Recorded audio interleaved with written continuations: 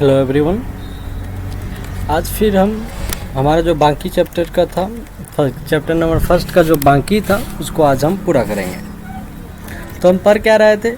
Resources and development पढ़ रहे थे। तो हमने अभी तक land degradation, conservation measurement, what type of land is called, मतलब types of land and how we recover, how we conserve this lands, so on, ये सारे चीज़ पढ़ा।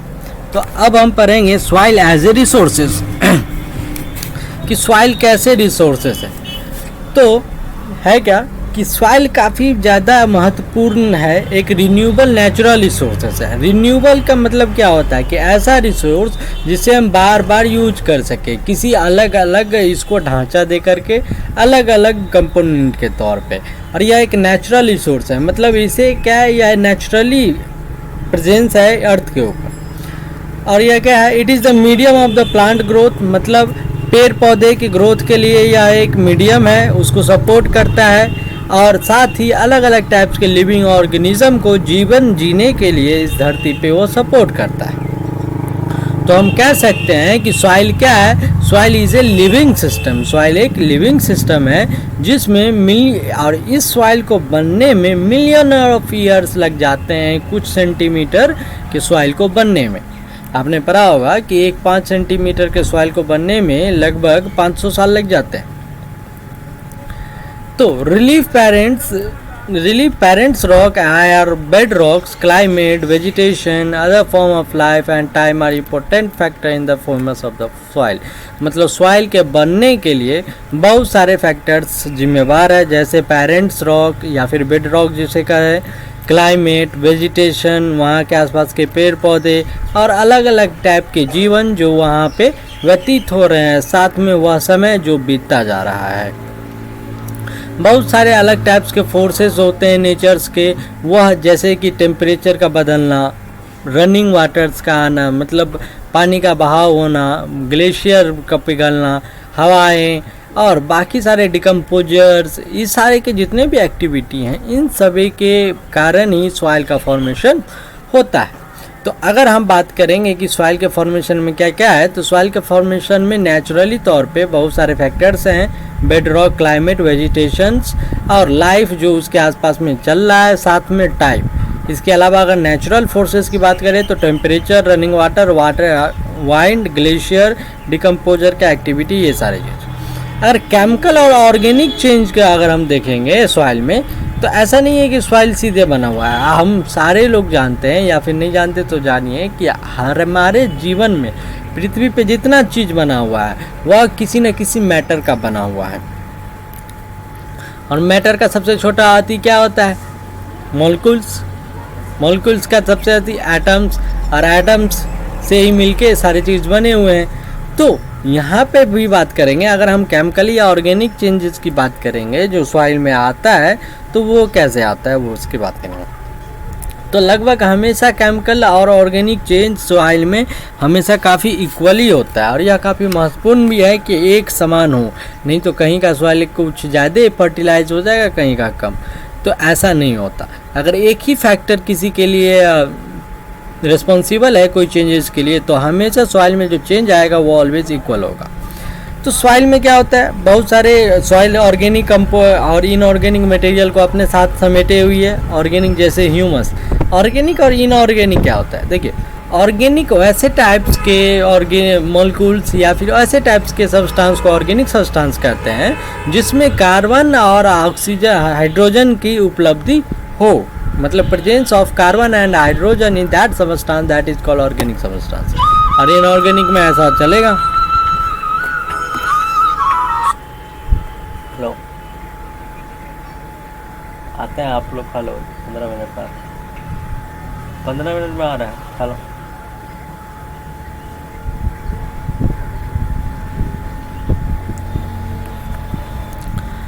तो अगर हम फैक्टर जो कि रिस्पॉन्सिबल है ये सारे ऑर्गेनिक और इनऑर्गेनिक चेंज सॉइल फॉर्मेशन में, वह क्या है? जैसे colour, thickness, texture, age, chemical, physical property, ये सारे सॉइल जो इंडिया में बनता है या अलग अलग टाइप्स के बनते हैं। जैसे देखिए, यहाँ पे बात कर रहा है कि वो, अगर हम बात करें कि कौन कौन सा फैक्टर रिस्पॉन्सिबल है सॉइल फॉर्मेशन में, तो ऑन द बेसिस की बात करें तो कलर के बेसिस पे, थिकनेस के बेसिस पे, टेक्सचर के बेसिस पे, एज के बेसिस पे, केमिकल और फिजिकल प्रॉपर्टी के बेसिस पे सॉइल जो इंडिया में है वह काफ़ी अलग है। आपको पता है कि इंडिया जो है काफ़ी वास्ट कंट्री है, इसीलिए यहाँ पे जो भी रिसोर्सेज उपलब्ध हैं वह काफ़ी वास्ट मात्रा में है, मतलब वह काफ़ी अलग है, सबकी अपनी अपनी प्रॉपर्टीज़ है, कहीं कुछ मिल रहा है कहीं कुछ। जैसे अगर आप फॉर एग्जांपल लेके चलें तो हमारे यहाँ बिहार की बात कर ले तो सबसे ज़्यादा जलोढ़ मिट्टी मिलता है, ठीक है, जबकि महाराष्ट्र में सबसे ज़्यादा काली मिट्टी मिलता है, इसी तरह राजस्थान में सबसे ज़्यादा बालू मिट्टी मिलता है, एंड सो ऑन। तो अगर आप सॉइल को बांटेंगे, क्लासिफाइड करेंगे, तो इंडिया में बहुत सारे अलग अलग फीचर्स वाले अलग अलग टाइप्स के सॉइल रहते हैं, और यह जो सॉइल बनता है यह due to the landforms, climate regimes and vegetation types की वजह से बनता है। तो अलग अलग टाइप के जो सॉइल्स बन रहे हैं, इन सारे के में डेवलपमेंट में किसका फैक्टर है, मतलब रिस्पॉन्सिबल कौन है, कंट्रीब्यूशन किसका है, लैंड फॉर्म का, क्लाइमेट रियम्स का, वेजिटेशन का, ठीक है। तो अब सॉइल को क्लासिफिकेशन कर रहे हैं, मतलब बांट रहे हैं, तो सॉइल को अलग अलग तरीके, जैसे alluvial soil, black soil, alluvial soil में ही खादर और बांगर सॉइल आता है, और रेड सॉइल जैसे कि आप समूह में पढ़ा हुआ है, एंड सो ऑन। इसी तरह आगे करके सॉइल के बारे में लिखा हुआ है, red and yellow soil, arid soil, laterite soil, forest soil, फिर इसी तरह सॉइल, यही काफ़ी प्रकार है। अब इसके बाद हम देखेंगे कि ये सारे सॉइल मिलते कहाँ हैं, इसकी क्या प्रॉपर्टी होती है, इसको हम कैसे पहचानेंगे, इंडिया के अगर रिलेशन लेके चले तो यह कौन से भाग में पाया जाता है, हम वो भी देखेंगे। तो शुरू करते हैं एलुवियल सॉइल से। तो कहते हैं एलुवियल सॉइल ज़्यादातर हमको देखने को मिलता है, क्योंकि ज़्यादातर क्षेत्र में इंडिया में एलुवियल सॉइल ही मिलता है, और यह काफ़ी महत्वपूर्ण सॉइल भी है। अगर हम बात करें पूरे नॉर्थन प्लेन के, तो यह पूरा नॉर्थन प्लेन ही एलुवियल सॉइल का बना हुआ है। तो इससे क्या होता है, यह बना क्यों है, क्योंकि देखिए नॉर्दर्न प्लेन में मोस्टली जो सबसे बड़ी फैक्टर्स हैं इसके बनने का, वह है रिवर्स, वह है रिवर जो हिमालय रिवर है सिस्टम में, जैसे इंडस, गंगा और ब्रह्मपुत्र। तो इनके द्वारा जो सॉइल ऊपर से नीचे की तरफ लाई जाती है वो यहाँ पे आके इकट्ठा हो जाती है, जिसके वजह से नॉर्थ साइड में जितने भी सॉइल का फॉर्मेशन हुआ है वह सारे एलुवियल सॉइल हैं। तो दिस सॉइल ऑल्सो, और ये सॉइल्स न सिर्फ नॉर्थन पार्ट में है बल्कि आप वेस्टर्न पार्ट जाएँ जैसे राजस्थान, गुजरात, तो यहाँ पर भी नैरो कॉरिडोर की तरह, नैरो कॉरिडोर मतलब होता है एक छोटी सी गली की तरह ही यहाँ पर भी ये सॉइल भी है। तो एलुवियल सॉइल, इसके अलावा हम लोग के यहाँ ईस्टर्न कोस्ट प्लेन में जैसे कि डेल्टा जो महानदी डेल्टा बनाती है, गोदावरी जो डेल्टा बनाती है, कृष्णा या कावेरी, ये सारे जो डेल्टा बनाते हैं उस साइड में हमको देखने को मिलते हैं। मोस्टली जो देखा जाता है वह हमेशा एलुवियल सॉइल उस जगह मिलता है जहाँ से कोई ना कोई रिवर बह रही हो, या फिर कोई ना कोई रिवर या फिर सीज डेल्टा बनाती हो। तो एलुवियल सॉइल, यह तो बात हुआ कहाँ देखने को मिलता है। अब बात करेंगे कि एलुवियल सॉइल में होता क्या क्या है। तो एलुवियल सॉइल में बहुत अलग अलग टाइप्स के वेरियस प्रपोर्शन ऑफ सैंड्स होते हैं, जैसे सिल्ट और clay. As we move inland, और जैसे जैसे हम नीचे की तरफ बढ़ेंगे तो river valley soil particles appear somewhat bigger in size, जैसे जैसे नीचे जाएंगे वैसे वैसे सॉइल पार्टिकल बढ़ते जाएंगे। जबकि ऊपर की तरफ पहुँचेंगे तो रिवर वैली में तो क्या पाएगा कि near the place of the break of the slope, लेकिन जहाँ पे स्लोप प्ले होता है, स्लोप का आने का मतलब क्या, जहाँ पे घुमावदार है, जैसे नदी ऐसे करके बह रही है और कुछ दूर के बाद वह घूम गई, तो वहाँ पे क्या मिलता है, सॉइल आर कोर्स, वहाँ का जो सॉइल है वह कोर्स है। मतलब क्या है कि वहाँ के सॉइल काफ़ी घिस चुकी है। Such soil are more common in piedmont plain, और ऐसे सॉइल ज़्यादातर हमें पिडमोंट प्लेन जैसे कि द्वार्स, चाओस और तेरल में, तराई में मिलते हैं, ठीक है। इसकी बात करें अगर हम साइज को छोड़ के दूसरी चीज़ की बात करें तो इनमें जो ग्रेन्स या फिर जो भी कंपोनेंट होते हैं सॉइल का वो इस तरह है। कैसे है, उसके एज के आधार पे हम लोग उसको क्लासिफाई करते हैं। जैसे कि एलुवियल सॉइल को अगर हम क्लासिफाई करें तो ओल्ड एलुवियल सॉइल जिसे बांगर कहते हैं, या न्यू एलुवियल सॉइल जिसे खादर कहते हैं। तो बांगर सॉइल में क्या होता है, देखिए ये ओल्ड एलुवियल सॉइल है ना, तो बांगर सॉइल में कंसंट्रेशन जो होगा किसी भी मिनरल्स का वह काफ़ी ज़्यादा होगा, आपको पता है। तो बांगर सॉइल में क्या होगा, कंकर नोड्स ज़्यादा होंगे खादर की वजह से। क्यों? क्योंकि बांगर सॉइल बार बार घिस चुका है, वो काफ़ी पुराना है। जैसे आप नदी में आप नदी के तल में देखते होइएगा काफ़ी ज़्यादा सॉइल्स होते हैं, तो उस सॉइल्स में क्या होता है, बार बार नदी बहती रहती है, जिससे क्या होगा उसमें जो मिट्टी होती है वो अब धीरे धीरे बहती रहती है। बहते बहते उसमें बच क्या जाता है, वही बालू का पार्ट्स और कंकर पत्थर, ये सारे। इसी की वजह से बांगर में ज़्यादातर कंकर पत्थर मिलते हैं खादर के कंपेयर में।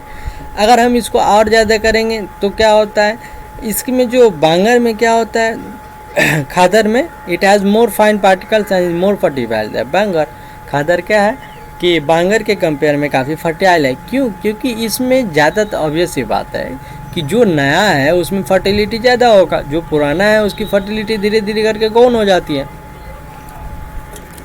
तो alluvial soil as a whole are very fertile. अगर हम पूरा एल्यूवियल सॉइल को ये कंसीडर करें तो पूरा जो एल्यूवियल सॉइल होता है वो काफ़ी फर्टाइल होता है। ज़्यादातर यह जो सॉइल होता है इसमें प्रोपोर्शन में ज़्यादातर क्या देखने को मिलता है, पोटास, फॉस्फोरिक एसिड और लाइम।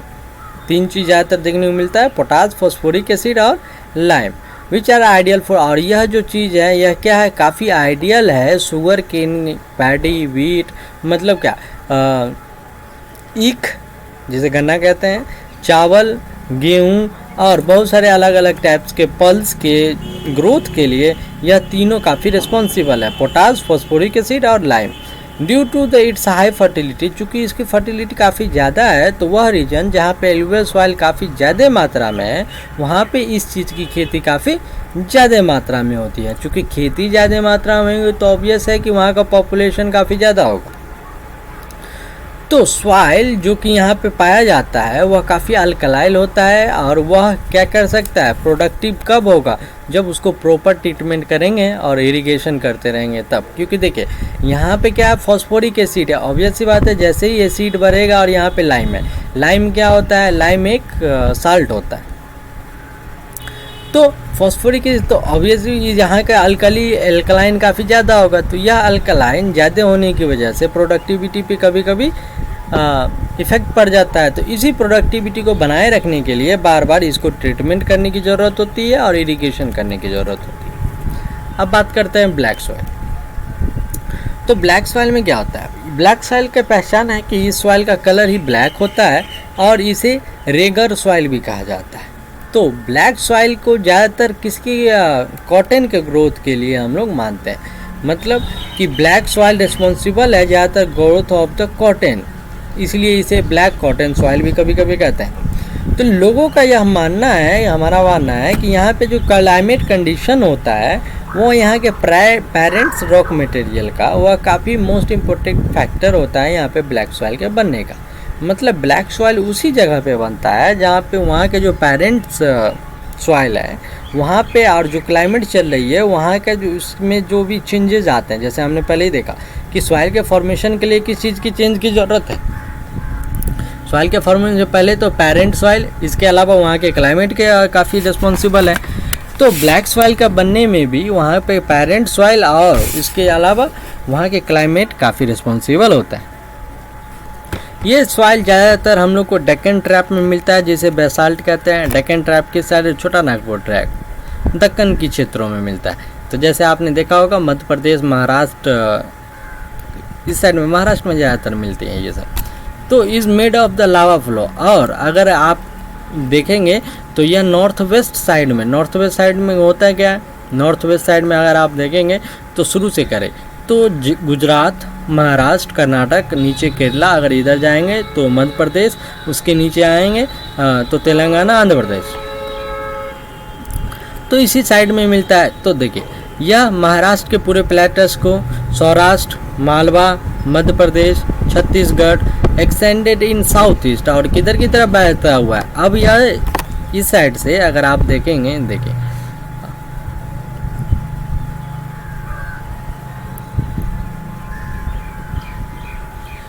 अगर मैं बनाऊं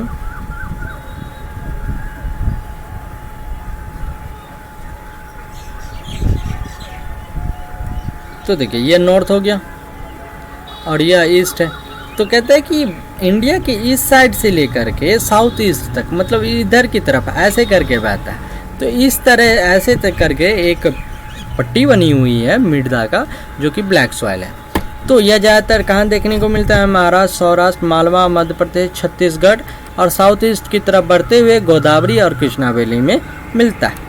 ब्लैक सॉइल जो बना होता है वह काफ़ी फाइन होता है। फाइन में कहने का मतलब फर्टाइल तो होता ही है, मतलब काफ़ी अच्छा होता है। जैसे इसमें अगर आप ब्लैक सॉइल में थोड़ा से भी पानी डालेंगे और उठाएंगे तो ज़्यादा ये क्लेई मटेरियल मिलेगा, मतलब थाल हो, जिसे हम लोग अपने भाषा में थाल कहते हैं। इसलिए इसकी जो कैपेसिटी होती है मॉइस्चर को होल्ड करने की, वह काफ़ी ज़्यादा होती है।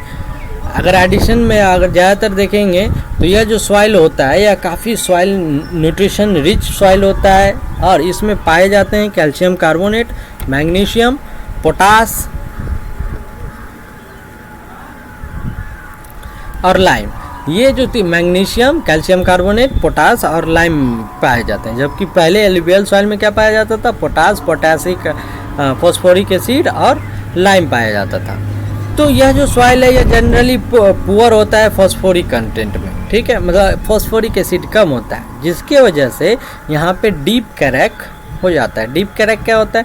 आपने कभी कभी देखा होगा कि मिट्टी फटने लगती है, तो यही कहते हैं कि यहाँ पे डीप क्रैक हो जाता है गर्मियों के दिनों में, जिसके वजह अगर उसको हम काफ़ी प्रॉपर कर सकते हैं, प्रॉपर अगर एरेशन करें सॉइल का, तो यह सॉइल काफ़ी स्टिकी भी होता है, काफ़ी वेट होता है, मतलब काफ़ी इसमें नमी होती है, और यहाँ पे वर्क करना काफ़ी डिफ़िकल्ट होता है। कब? तब तक नहीं जब तक कि आफ्टर द फर्स्ट शॉवर और during the pre monsoon period. या तो हम प्री मानसून पीरियड तक कर लें तो इजी है, या फिर नहीं तो फर्स्ट मानसून तक आते, फर्स्ट शावर आते तक यहाँ पे काम करना काफ़ी मुश्किल होता है, क्योंकि यह काफ़ी फिर बंजर की तरह हो जाता है। रेड एंड येलो सॉइल की बात कर ले तो रेड सॉइल क्या होता है? देखिए, रेड सॉइल ज़्यादातर डेवलप होता है क्रिस्टलिन इग्नीशियस रॉक की वजह से। आपने देखा होगा कि अगर कहीं पे पथरीले जगह है तो उस पथरीले जगह के आसपास जो भी सॉइल बनते हैं, जो भी धूल कण उड़ते हैं, वो रेड रेड दिखते हैं। तो यही कहता है कि रेड सॉइल जो डेवलप होता है वह क्रिस्टल इग्नीशियस रॉक की वजह से होता है, उस एरिया के जहाँ पे रेनफॉल कम होता है। यह हम लोग को ईस्टर्न साइड में और साउथर्न पार्ट जो कि डेक्कन प्लेट्यू का है वहाँ पे देखने को मिलता है। रेड और येलो सॉइल जो ज़्यादातर देखने को मिलेगा, राज्य की बात कर लें तो उड़ीसा, छत्तीसगढ़ और मिडिल गंगा प्लेन के साउथ पार्ट में, मिडिल गंगा प्लेन के साउथर्न पार्ट में, और साथ में पिडमोंट जोन में। जो पिडमोंट जोन किसे कहते हैं? वेस्टर्न घाट के पिडमोंट जोन में। देखिए, आपने अगर पढ़ा होगा तो इंडिया ऐसी तरह है, तो यह जो है यह टोटल वेस्टर्न घाट है। तो वेस्टर्न घाट के पिडमोंट जोन में, मतलब ये इस साइड से या क्या यह सॉइल मिलता है, चाहे रेड या फिर येलो वाला। लेटेराइट सॉइल की बात कर लें तो लेटेराइट सॉइल, अगला लेटेराइट सॉइल। तो लेटेराइट सॉइल अगर आप देखेंगे तो यह लैटिन वर्ड लेटर से मिलता है, जिसका मतलब होता है ब्रिक। ब्रिक मीन्स क्या होता है? ईंट। तो लेटेराइट सॉइल जो डेवलप होता है यह ट्रॉपिक और सब ट्रॉपिकल क्लाइमेट के वजह से होता है। यह ट्रॉपिक और ट्रॉपिकल क्लाइमेट के अंदर होता है, जिसमें alternate wet and dry season जैसे जैसे होगा तब यह लेटेराइट सॉइल बनती है। मतलब कभी ड्राई आएगा, कभी फिर वेट होगा, मतलब कभी बारिश आएगी, फिर इस साल बारिश नहीं, अगले साल बारिश। इस तरीके के जहाँ क्लाइमेट हो वहाँ पे लेटेराइट सॉइल में पाए जाते हैं। इसकी वजह से यहाँ पे क्या होता है? लीचिंग होती है due to the heavy rain. कभी काफ़ी ज़्यादा बारिश हो गया तो लीचिंग हो गया, कभी कम हुआ तो सूखा पड़ जाता है। तो लेटेराइट सॉइल ज़्यादातर मोस्टली क्या होता है? डीप और to very deep. Laterite soil काफ़ी नीचे तक फैला हुआ है। यहाँ की एसिडिटी की बात कर लें, मतलब इसमें एसिड के प्रेजेंस की बात कर लें तो इसका पीएच इसके 6 होता है। ये पीएच क्या होता है? आपके मन में आता होगा, साइंस में केमिस्ट्री में पढ़ना है। पीएच क्या होता है? Concentration of hydrogen in that acid, ठीक है, उसे पीएच कहते हैं। तो जनरली डिफिशियंसी यहाँ पे प्लांट न्यूट्रिशंस को मिलते हैं, जिसके वजह से यह हम लोग को साउथर्न स्टेट, वेस्टर्न घाट रीजन, महाराष्ट्र, उड़ीसा और कुछ पास्ट वेस्ट बंगाल के या नॉर्थ ईस्ट रीजन में भी देखने को मिलता है, ठीक है। जहाँ पे क्या होता है, इन सारे सॉइल्स को सपोर्ट किससे मिलता है? डिसीडियस एंड एवरग्रीन फॉरेस्ट से। मतलब इस सॉइल जो मिलते हैं इसको किससे ज़्यादातर आती, देखिए ऑब्वियस सी बात है, यहाँ पे 1 बाय 1 अल्टरनेट करके वेट एंड ड्राई होता है, तो यहाँ पे खेती कम होगी। खेती कम होगी तो वेजिटेशन ज़्यादा हो जाएंगे, वेजिटेशन ज़्यादा होंगे मतलब जंगल ज़्यादा होंगे। तो यह एक एरिया किधर मिलता है जहाँ पे जंगल है, मतलब western Bengal, north east region, Orissa, Maharashtra, ठीक है। और यहाँ पे सॉइल में क्या है, डिसीडियस और रिवर ग्रीन फॉरेस्ट है, इसमें ह्यूमस काफ़ी ज़्यादा होती है। लेकिन अंडर स्पर्स मतलब क्या होता है, देखिए अंडर स्पर्स वेजिटेशन, लेकिन अगर यहाँ के जो वेजिटेशन के नीचे की बात करेंगे तो इन सेमी एरिड एनवायरनमेंट, तो यहाँ पे क्या होगा कि यहाँ का एनवायरनमेंट आपको सेमी एरिड दिखेगा। मतलब क्या कि कहीं कहीं दिखे, कहीं कहीं जो पेड़ पौधे होते हैं उस पेड़ पौधे को अगर देखेंगे, जड़ में देखेंगे तो नमी रहती है, लेकिन यहाँ पे ऐसा नहीं है। यहाँ के जब पेड़ पौधे के नीचे वेजिटेशन के नीचे देखा जाएगा तो वो सेमी एरिड होगा, मतलब कुछ रहेगा लेकिन आधा सूखा रहता है। It is generally humus poor, यहाँ पे पानी की कमी होती है। They are prone to erosion, यहाँ पे ज़्यादातर इरोजन देखने को मिलता है। डिग्रेशन काफ़ी ज़्यादा होता है, क्यों? क्योंकि यह जो पोजीशन है यहाँ पे लैंडस्केप ज़्यादा होता है। तो after adopting appropriate soil conservation technique, अगर हम अच्छे तरीके का सॉइल कंजर्वेशन टेक्निक को यहाँ पे अपनाएं, जैसे कि हिली एरिया कर्नाटक, केरला, तमिलनाडु, तो यहाँ पे के जो सॉइल्स हैं वो काफ़ी यूज़फुल होंगे टी और कॉफ़ी के ग्रोथ। रेड लेटेराइट सॉइल जो ज़्यादातर हमको तमिलनाडु में मिलता है, आंध्र प्रदेश और कर्नाटक, जो काफ़ी सूटेबल है केशू नट उगाने के लिए। इसीलिए सबसे ज़्यादा नट्स हम लोग को कहाँ से मिलती हैं, केरला से मिलती है। तमिलनाडु, आंध्र प्रदेश भी है लेकिन केरला से मिलती है। अगर टी की बात कर लें तो टी सबसे ज़्यादा ग्रोथ होती ही भले ही यहाँ पे है वेस्ट बंगाल में, लेकिन फिर भी जो कॉफ़ी है, कॉफ़ी का सबसे बड़ा ग्रोथ करने वाला कर्नाटका है, जो बेंगलोर में। तो एरिड सॉइल की बात कर लें तो एरिड सॉइल का जो रेंज है, ये अगला सॉइल है एरिड सॉइल। अभी तक हमने देख रहा था, यहाँ पे 1-2 बार पढ़ा भी है कि एरिड सॉइल क्या है। तो arid soil range from red to brown in colour, मतलब एरिड सॉइल का जो कलर होता है वह लाल से लेकर के भूरा तक होता है। यह ज़्यादातर सैंडी होता है टेक्सचर में, मतलब इसकी बनावट ज़्यादातर बालू की तरह होती है, और इसका नेचर जो होता है वो सेलाइन होता है, मतलब नमकीन के जैसा होता है। कुछ ऐसे एरिया हैं जहाँ पे साल्ट कंटेंट इज़ वेरी है, वहाँ पे साल्ट मतलब सेलाइनिटी काफ़ी ज़्यादा होती है, और यहाँ पे कॉमन साल्ट यहाँ से लोग पाते हैं वहाँ के वाटर को इवेपोरेट करके। चूँकि यहाँ का क्लाइमेट काफ़ी ड्राई होता है तो यहाँ पे जो टेम्परेचर काफ़ी हाई होता है, जिसकी वजह से इवेपोरेशन काफ़ी फास्ट की वजह होता है, और जब इवेपोरेशन काफ़ी फास्ट होता है तो सॉइल में ह्यूमस का लैक हो जाता है, मतलब सॉइल में मॉइस्चर, नमी, पानी के ऊपर प्रेजेंस काफ़ी कम होता है। तो जो लोअर हाइड्रोजन्स हैं सॉइल का, यह कहाँ पाया जाता है, बाय कंकर। तो वह किससे बना होता है, कंकर से। चूँकि इसमें कंकर से बना होता है, यहाँ पे अधिक कम होते हैं, तो इसमें क्या हो जाता है, कैल्शियम बढ़ जाता है। कैल्शियम कंटेंट जैसे जैसे नीचे जाएंगे मिट्टी के नीचे तो कैल्शियम का कंटेंट बढ़ जाता है, और कंकर लेयर का जो फॉर्मेशन है वह सबसे नीचे बॉटम हॉरिजन में मिलता है, और रिस्ट्रिक्ट द इन्फ्लेमेशन, जिसके वजह से यह क्या होता है, वाटर जो सबसे नीचे है वह ऊपर नहीं आ पाता। तो आफ्टर प्रॉपर इरिगेशन, अगर हम अच्छे से सिंचाई करें तो यह जो सॉइल है यह भी कल्टीवेशन लाइक्स बन सकता है। जैसे अगर हम बात करें वेस्टर्न राजस्थान की, तो वेस्टर्न राजस्थान में ऐसा ही सॉइल है, फिर भी वहाँ पे अच्छे टेक्निक्स ला करके इस सॉइल पे फर्टिलाइजेशन करते हैं हम लोग, ठीक है। फॉरेस्ट सॉइल, तो यह सॉइल ज़्यादातर हमको हिली और माउंटेन एरिया में देखने को मिलता है। क्योंकि यह फॉरेस्ट सॉइल है, यहाँ पे वेजिटेशन ज़्यादा होते हैं, तो यहाँ पर रैन भी काफ़ी ज़्यादा होता है। तो सॉइल का जो टेक्सचर है वह वहाँ पे जैसे जैसे माउंटेन का एनवायरनमेंट बदलता है वैसे वैसे इसका सॉइल का टेक्सचर भी बदलता है, बनावट भी बदलती है। यह लोमी और सिल्टी होता है वैली साइड में, जबकि कोर्स और गेंड अपर स्लोप में होता है। अगर स्नो कवर्ड एरिया की बात कर ले, जैसे हिमालय वाले एरिया की, तो यह जो सॉइल है यह काफ़ी डेनेड्रेशन और air acidic with low humus content. देखिए ऑब्वियस सी बात है, बर्फ़ से ढपे होने की वजह से इसमें जो ह्यूमस का कंटेंट है वह काफ़ी कम होता है, और जिसकी वजह से यह काफ़ी एसिडिक हो जाता है।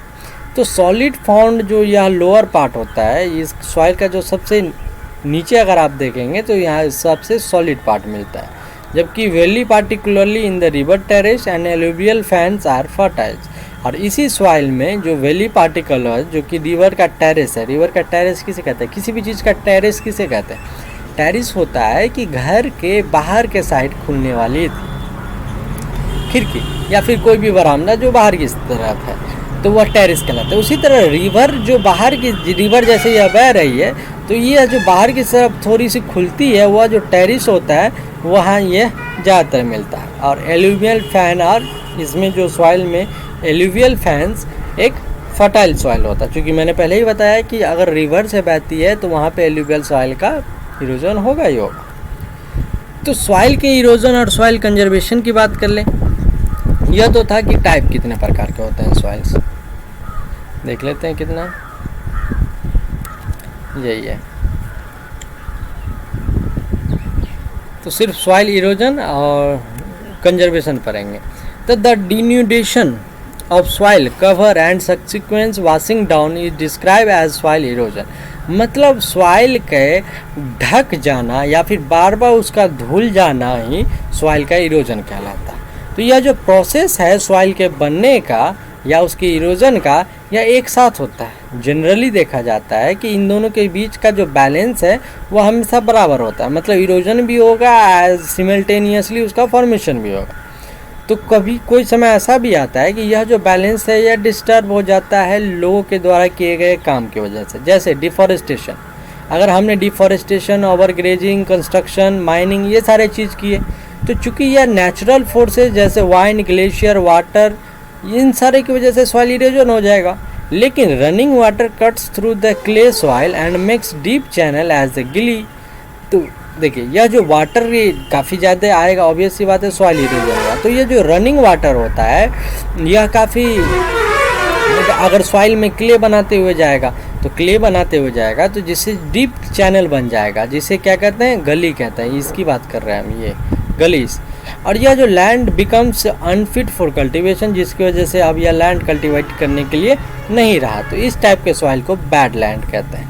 और चंबल बेसिन की बात कर लें तो ऐसे लैंड को रेविन्स भी कहते हैं। कभी कभी वाटर फ्लो सीट जो होता है as a sheet over large area down a slope, कभी कभी वाटर का जो फ्लो होता है काफ़ी लार्ज एरिया में होने की वजह से तो वह स्लोप बना देता है। तो इस केस में सॉइल जो ऊपर वाला सॉइल है वह क्या होता है, धुल जाता है, जिसके वजह से इसे क्या कहते हैं, सीट इरोजन कहते हैं। और जो भी वाइंड ब्लो करती है यहाँ से, वह क्या करती है, सॉइल ऑफ फ्लैट और sloping land known and wind erosion. और अगर हवा की वजह से यहाँ पे सॉइल में इरोजन होगा तो वाइंड इरोजन कहलाता है। तो soil erosion is also called due to defective methods. Soil erosion अलग अलग मतलब डिफेक्टिव मेथड्स ऑफ फार्मिंग की वजह से भी हो सकता है। जैसे हम किसी खराब अपने मन से खेत को जोत रहे हैं, किसी खराब तरीके से खेत को जोत रहे हैं, इसकी वजह से अगर चैनल स्लोप जो है वह डाउन की तरफ बन गया तो वाटर का फ्लो काफ़ी ज़्यादा होगा, जिसकी वजह से सॉइल इरोजन होगा। तो खेत जोतने की जो है वह क्या होता है, काउंटेड लाइन क्या हम लोग क्या करते हैं, डिक्लेरेट करते हैं, जिससे वाटर का फ्लो जो होगा डाउन की तरफ वह स्लोप बनाएगा। और ये है क्या कहलाता है, काउंटर प्लॉफिंग कहलाता है। इस तरह के जोत को ही काउंटर फ्लोपिंग कहते हैं। Steps can be cut out on the slopes making terrace, और स्टेप्स जो कि बनाए जाते हैं वह स्लोप मेकिंग टेरेस की तरह बनाए जाते हैं। और ट्रेस कल्टीवेशन हम लोग के सॉइल इरोजन को रोकने के लिए काफ़ी महत्वपूर्ण है, अपनाया जाता है। वेस्टर्न और सेंट्रल हिमालय में यह काफ़ी वेल डेवलप्ड टेरेस फार्मिंग की जाती है। बड़े बड़े एरिया को हम लोग छोटे छोटे स्ट्रिप्स में बांट देते हैं, और यह सारे स्ट्रिप्स के ऊपर जो घास लगते हैं वह धीरे धीरे ग्रो करते हैं क्रॉप्स के साथ, और जिसकी वजह से यहाँ पे जो फोर्स का वाइंड के द्वारा जो फोर्स लगता है वह कम हो जाता है। तो यह मेथड क्या कहलाता है, स्ट्रिप क्रॉपिंग कहलाता है। तो प्लांटिंग लाइन्स ऑफ ट्री, मतलब एक लाइन कतार में ट्रीज को लगाने से एक शेल्टर की तरह बन जाता है, जिससे हमें सिमिलर वे में काम कर सकते हैं एक साथ।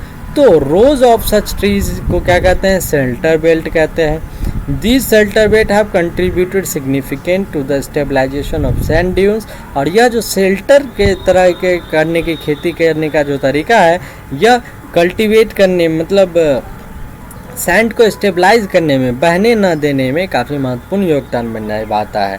जैसे कि वेस्टर्न इंडिया में इस टाइप के शेल्टर बेल्ट का हम लोग उपयोग करते हैं।